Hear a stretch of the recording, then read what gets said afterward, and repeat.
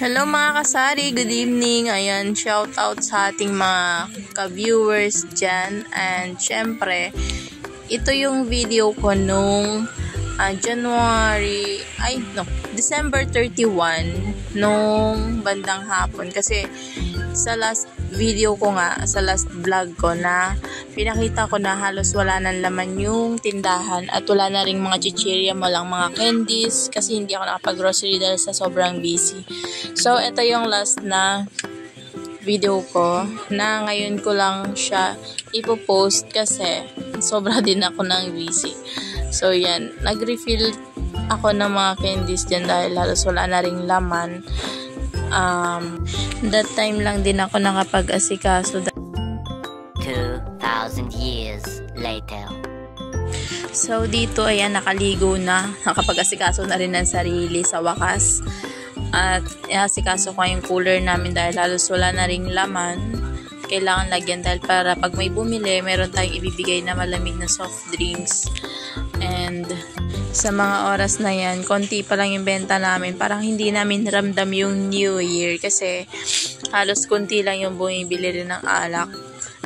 Wala pa. Siguro hindi pa kami nakaka 7,000 or 5,000 hapon na yan. Halos madilim na din. Kaya masabi ko yung December 31 namin matumal. Hindi katulad last year na medyo mas malakas pa ng last year nung bago pa lang kami, kaka 1 year pa lang namin nun.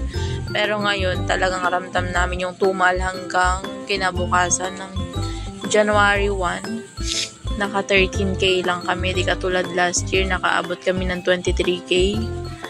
Kaya sana lang tuloy-tuloy yung benta namin. Pero blessed pa din and thankful pa din kahit papano meron tayong benta. Hindi naman tayo na zero.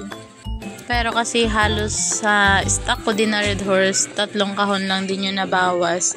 Kaya sobrang laki din ang nilabas kong puhunan. Kaya hanggang ngayon, nandito pa yung mga stock ko na alak. So mag-1 linggo na po akong hindi nag-order sa ahente. At pinapaubos ko lang para mabalik ko yung puhunan na inilabas ko nung bago mag Pasko at New Year. So mga kasari, tuloy ang laban. Ayan, patuloy lang tayo. Sana wag tayo mawalan ng pag-asa. Hindi naman sa lahat ng panahon laging Pasko, 'di ba? Tiyaga-tiyaga lang tayo sa pagtitinda.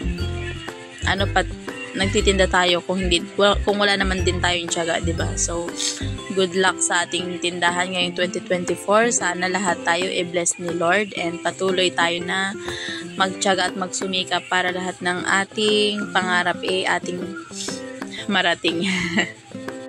Syempre, tuloy-tuloy tayo sa pag-iipon para kahit papano meron tayong itinatabi na pang savings natin. So, yun lang. Good luck sa ating mga kasari. Hanggang dito na lang. Thank you for watching. God bless and Happy New Year. Happy selling sa ating lahat mga kasari.